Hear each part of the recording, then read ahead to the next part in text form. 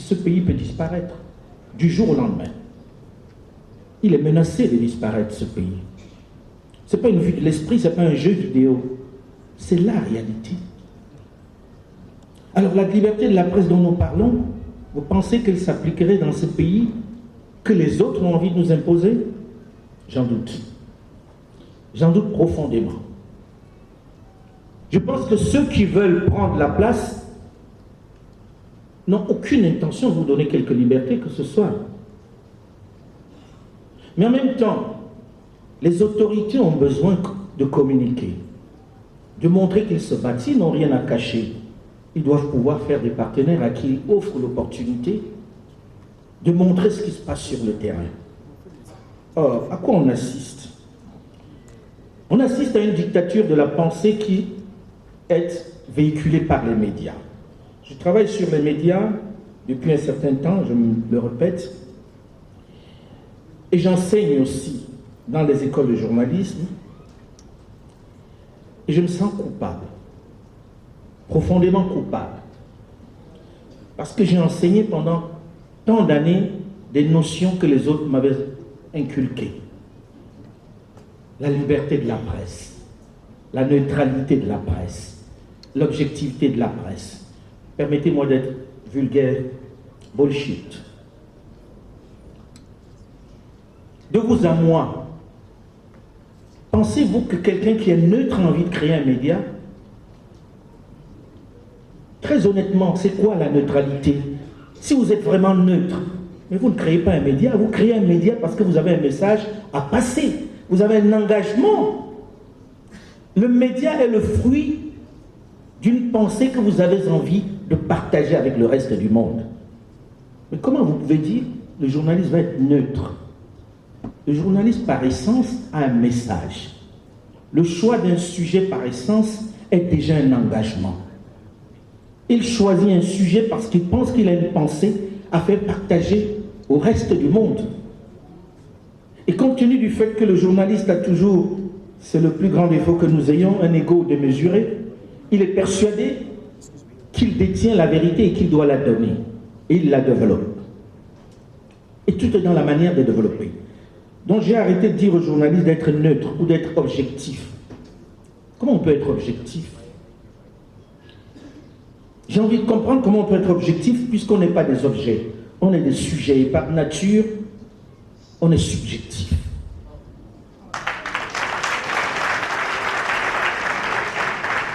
Le choix d'un sujet vient de ce que vous avez ressenti.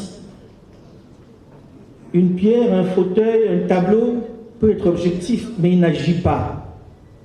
Mais vous et moi sommes le fruit de notre histoire, de ce qu'on rencontre toute la journée, de l'éducation de nos parents, d'un ensemble de choses qui constituent notre identité. Donc par nature, on a des points de vue qu'on exprime. Ces points de vue sont subjectifs. Et ce que nous faisons comme effort, c'est de développer notre pensée pour convaincre les choses, en les argumentant, en trouvant des éléments qui sont des éléments, je dis bien des éléments qui sont objectifs, pas vous qui êtes objectif, puisque vous les prenez pour développer votre pensée. À partir de ce moment, on entre dans un débat qui est un débat éculé. Pardonnez-moi encore. Et ceux qui luttent toute la journée pour dire nous sommes libres, nous sommes une presse libre, ils oublient que ceux qui l'ont appris, cette méthode de pensée, qui nous ont inculqué ça dans nos écoles, qui pour la plupart, pardonnez-moi dans cette université de dire une chose pareille, sont, comme l'a dit un ami, Serge Armel Joujou, des garderies pour adultes. Parce que, de vous à moi, on ne peut pas nous aliéner plus que lorsque nous venons ici, si nous n'avons pas décidé nous-mêmes d'utiliser ça comme des outils et de mettre ça en réflexion. Ce n'est pas de vérité évangélique. Ce dogmatisme, on doit se débarrasser de ça et dire ça, ça n'est pas possible, ça, c'est possible. Je prends toujours un exemple. Là, j'ai pris le corps des soldats américains que l'on ne voit pas. Mais je vais vous prendre un peu un exemple qu'il a commencé à évoquer. Il y a quelque temps, est apparu un mal qu'on a appelé la Covid-19. On ne savait pas qu'il y avait jusqu'à 19. Donc j'ai découvert qu'il y avait déjà eu 18 Covid, qu'on avait la 19e. D'un coup, c'est devenu le plus grand problème de la planète. Les médias occidentaux sont allés jusqu'à dire qu'on va mourir comme des mouches. On va ramasser les cadavres dans les rues africaines. Et c'est devenu le principal sujet. On a glosé dessus.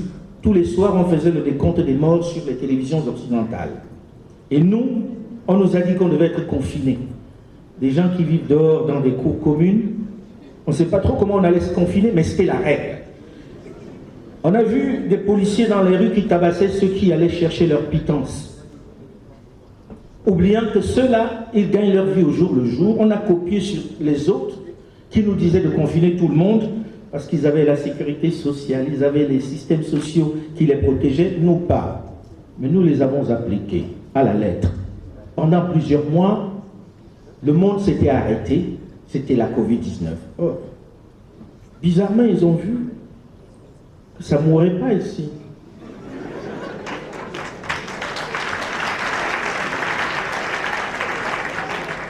Ils se sont dit, mais comment ça se fait que ça ne meurt pas? Et ils nous ont vendu des vaccins à n'en plus finir. On a fourgué des vaccins. Et généralement, les vaccins qui arrivaient étaient ceux qui étaient en surplus de l'autre côté et qui allaient périmer la semaine ou les 2 semaines qui suivaient. Et nous nous sommes injectés ça dans les veines de façon frénétique. On se battait même pour se vacciner. Et très rapidement est arrivé autre chose qui a effacé ça. Parce que tous les matins on démarrait par le nombre de victimes. Cette fois-ci, c'était la guerre en Ukraine. Bizarrement, quand on a commencé à tirer en Ukraine, Covid-19 est mort. Et le sujet, désormais, c'était Covid-19. Et c'était Ukraine. Ukraine, avec la Russie, le diable Poutine, etc., qui allait exterminer, qui tuait la liberté, etc., etc. Jamais nous n'avons demandé, mais comment la guerre a commencé? Votre palabre là, en quoi nous sommes concernés? Et on a décidé que ceux qui n'étaient pas contre la Russie, on allait leur couper les vivres. Qu'il fallait aller aux Nations Unies voter contre la Russie. Mais la Russie ne nous a rien fait. Eh bien, il fallait. Et nous, les médias d'ici, nous étions les meilleurs relais. Les bons relais.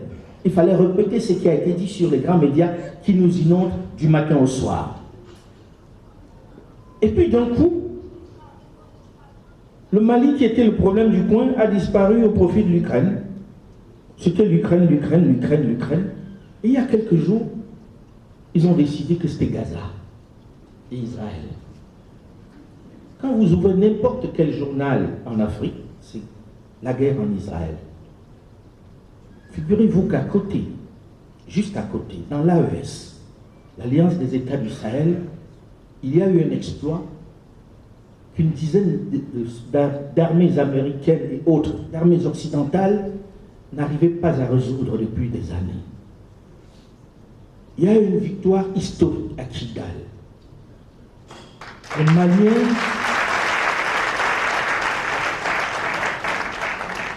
Les Maliens ont repris Kidal. Ça devait être l'événement de l'année en Afrique. J'ai parcouru les journaux de l'Afrique de l'Ouest. Ils sont rares ceux qui en parlaient. Ils parlaient de Gaza. Je me suis dit, il y a un truc. On vient de chasser des terroristes qui nous malmènent, c'est-à-dire c'est le début de quelque chose de formidable qui va libérer le Burkina, qui va libérer le Niger. Et bien nous on parlait des histoires qui ne nous concernent pas. J'ai rien contre le fait que l'on s'intéresse à l'international. Je n'ai travaillé dans mon cas qu'à l'international. Mais la règle du journalisme que j'ai dû apprendre à l'école, c'est la règle du mort-kilomètre, non? C'est la règle de la proximité, non? Mais comment ça se fait que nous ne pratiquions pas la règle de la proximité? Simplement pour une raison. La pire chose qui nous soit arrivée dans le domaine du journalisme, c'est que les agences d'ailleurs, les médias d'ailleurs, nous donnent les sujets qui sont importants pour nous. De la même façon qu'à l'école, où on vient nous proposer des programmes. J'ai écouté dernièrement l'Union européenne et le Canada qui venaient appuyer les États pour leur donner les programmes scolaires, académiques. Formidable. Formidable. En 2023, nous allons apprendre encore Néron avec Agrippine, on va apprendre les mains sales. Qu'est-ce que ça nous, à quoi ça nous concerne? Mais puisque nous sommes faits à ça et que les diplômés justifient leur existence par ça, je dis bien les diplômés, pas les intellectuels, parce qu'il y a une grande différence entre les deux.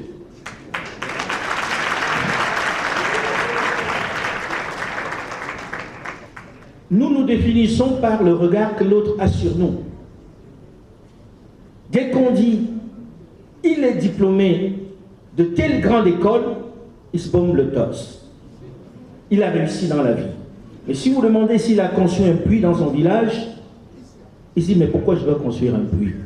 Je suis docteur STC, je suis PhD de cela et de ceci. » Parce qu'il se définit par rapport à ce que l'autre pense de lui.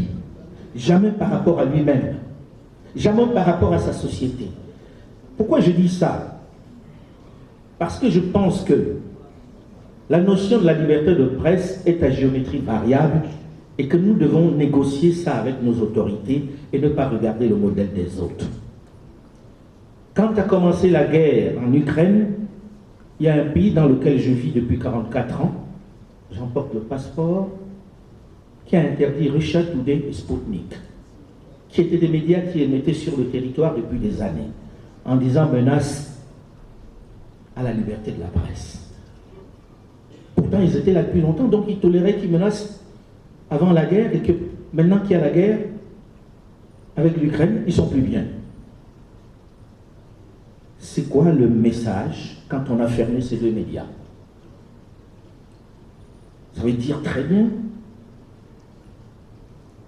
que le média n'est pas un outil neutre et que le média doit être au service d'eux.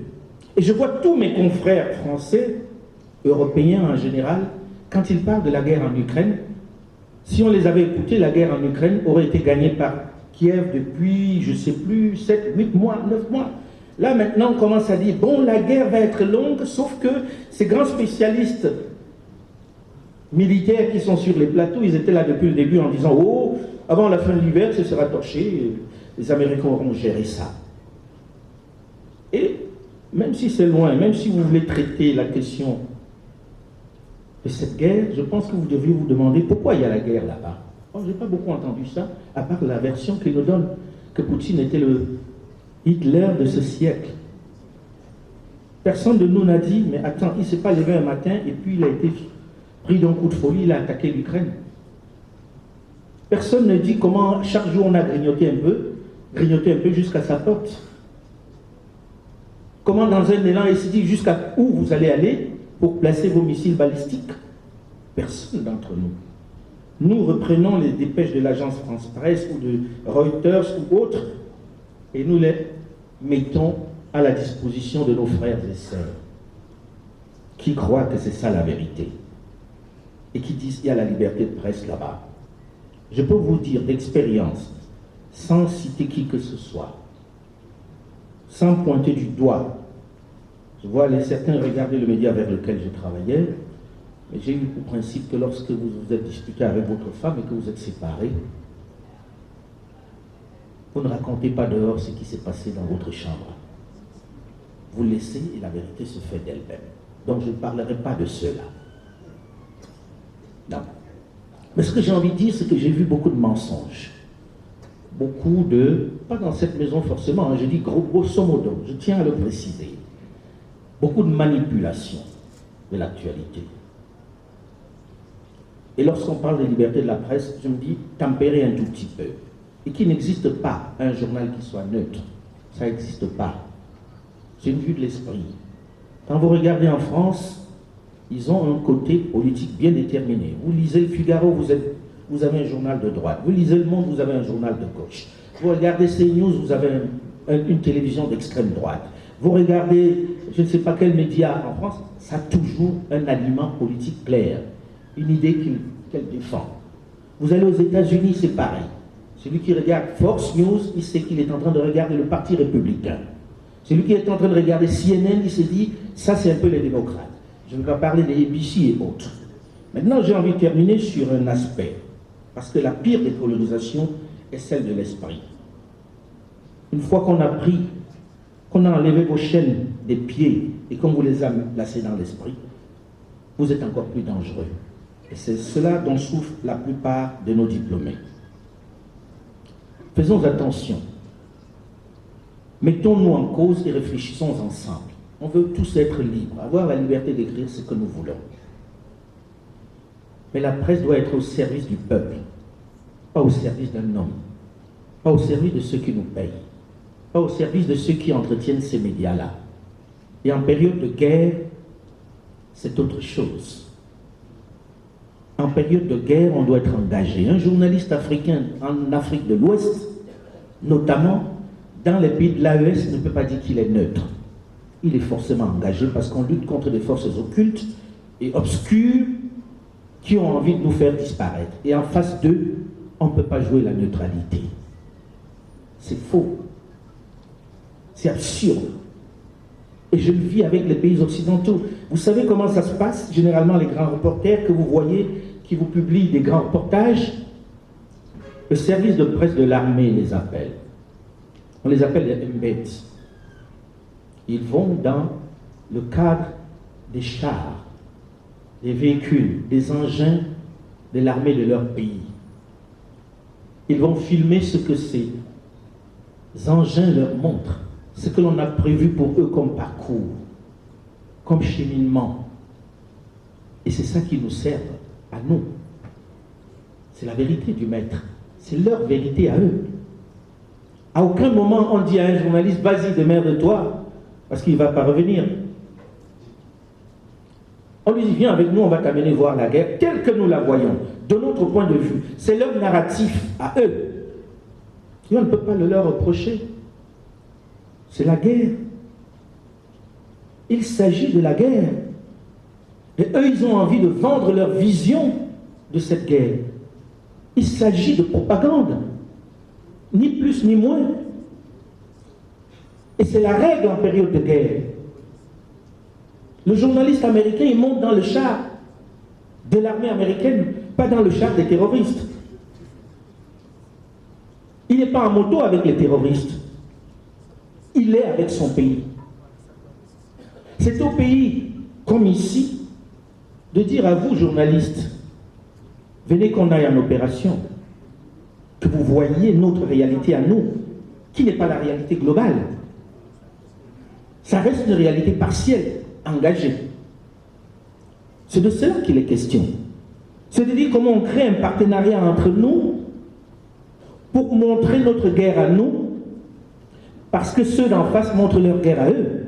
Quand vous regardez la propagande des terroristes, avec leurs motos,